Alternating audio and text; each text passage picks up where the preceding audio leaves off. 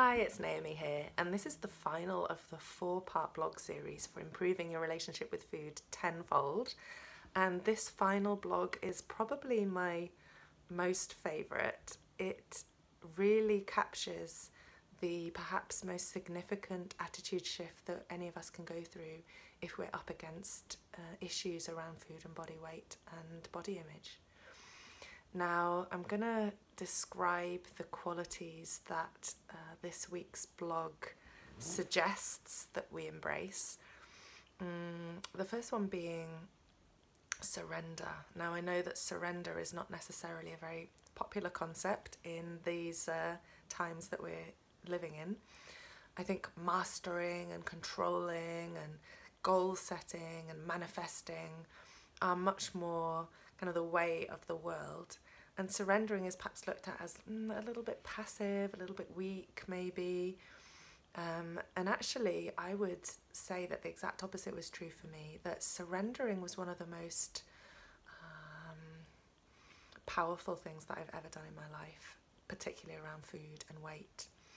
It's literally the process of offering up something that I no longer can admit to having any control over or being able to affect any change in. And I'm going to describe a little bit more about prayer in these next few minutes. Prayer being the vehicle of surrender, I believe, and also including like when to pray, because for me, praying first thing in the morning before almost sometimes before my eyes open, definitely before my feet hit the carpet, has been the most potent time to pray.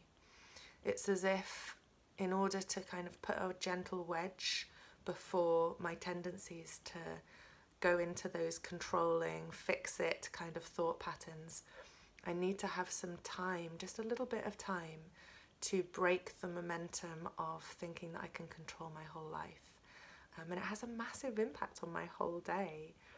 If I can really offer up what is bugging me, and that may be for you, feeling overweight, feeling out of control around food, and literally kind of hand it over to, I mean, what's the word to describe it? We could use the word God, we could use the word the universe, or Great Spirit, or the divine beloved, whatever word works for you, Tao.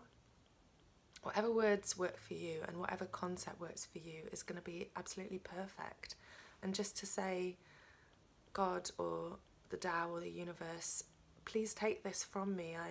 This burden of the food cycle, of the dieting, of the overeating, of not being able to come out of that endless cycle of burdensome, difficulty and feeling like I'm always, either losing weight or gaining weight.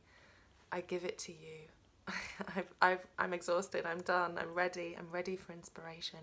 I'm ready for it to be made clear what I need to learn here, and to receive inspiration and guidance about my next steps and receive the support I need. So please, make it really obvious for me.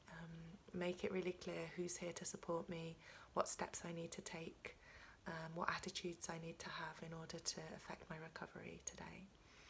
And these sorts of, I guess, humble prayers have really been the first steps and the key for me to unlocking the journey of healing that lay before me and all the treasures that's brought into my life.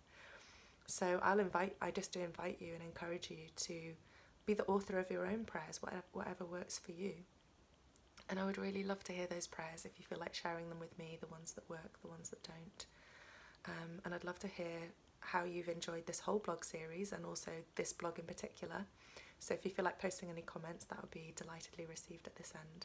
And I wish you a really lovely rest of the month and day.